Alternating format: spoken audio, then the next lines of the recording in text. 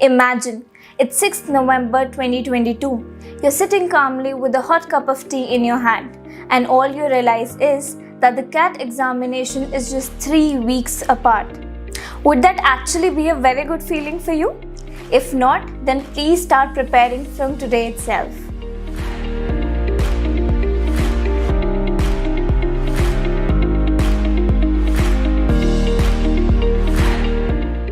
Hi, my name is Meghna and I will be helping you out with the month-wise strategy to prepare for the CAT examination. But before we begin, I hope you all agree on the fact that the CAT examination is much more of planning and strategizing than just executing it. To begin with, please remember that you need at least 300 to 500 hours of dedicated practice for the CAT examination. That means, even if you start working out on your preparation today, you need a minimum of 2 hours of dedicated practice every day. So let me start off by dividing the entire preparation strategy into 4 phases for you. So phase number 1 is going to be back to basics. That means we'll be focusing a lot more on our basics than actually working out on all the questions. Phase 2. Phase 2 would be building up on your core muscles. So once you're thorough with the base preparation, this is the time to strengthen all those concepts. Phase 3 would be the working out school for all of us. That means whatever we've learned in the past, we're going to exercise it and make it more thorough. And last but not the least would be phase 4, also known as the finishing school. So let's start talking about the month-wise strategy as a whole.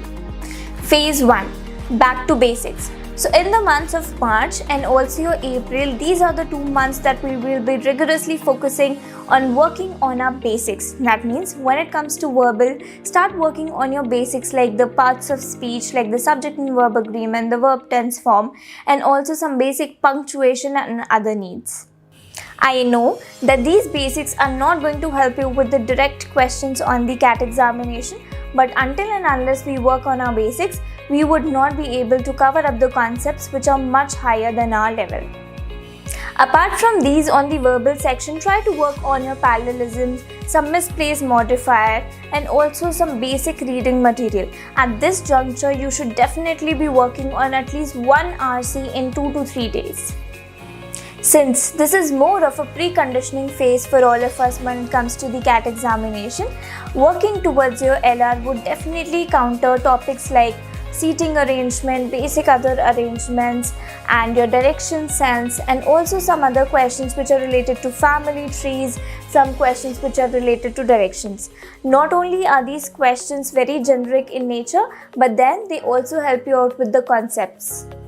When it comes to quantitative ability, try to draw your focus towards algebra, averages, a little bit of percentages, simple interest, compound interest, and other such relevant easier topics to begin with. Please remember, these 2 months are very crucial as these are the months wherein we would be enforcing all our efforts to help us out with our basics. Let's now talk about the second phase, which is building up your core muscles. This phase would range from your May till your July. Make sure that you're strengthening your basics along with a lot of practice in this particular phase of the preparation. I'll start off again from the verbal section in this phase 2. So when it comes to your verbals, start identifying what are the different question types that you get and how you can handle those questions. At this juncture, always remember you should be doing at least 1 RC in a day.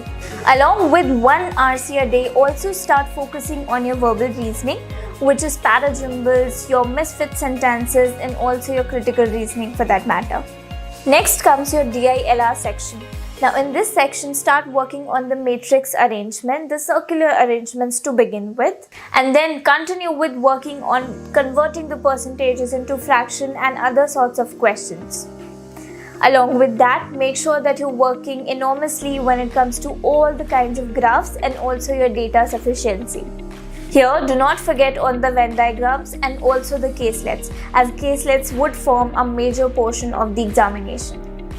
Now, last but not the least, on the quantitative section, make sure that you've started working out on your number system, some other concepts like permutation, combination, probability, and some easier concepts like log and all the other things that are needed to ace on the CAT examination. So by the end of phase 2nd, that means here July, you must have covered all the concepts which are needed for the CAT examination, and I hope a couple of marks would also have been covered. Let us now move on to a phase 3, which is also known as the working out phase. So the months of August and also September are to be marked as very crucial, as most of the time has to be spent on the practice areas. This is actually a time where you should be spending most of your time while covering up the area-wise tests and also the sectional tests for that matter. Not just that, 4 to 5 mocks a month should also be taken. And as we always advise, you should spend more time on analyzing your mocks than on anything else. Phase 4, also known as the finishing school, the last 2 months which are left with us. So we've got October and November in our hand, known as the finishing school.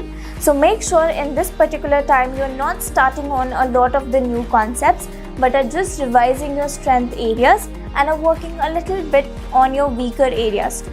Apart from that, create your own personal order of difficulty. That means try working for the easier questions first. Easier could also involve the concepts that you are much more familiar with. So work on your familiarized concepts first and then start off with the tougher questions also. But devise your own personal order of difficulty, as that is something which will get you or put you through the CAT examination. Last but not the least, I hope this month-wise strategy was actually helpful to all of you. Make sure that you're creating your own personal order of difficulty as well. Don't forget to like the video and also share it with your friends. Also, the subscribe button is right here, so make sure that you're pressing on it too.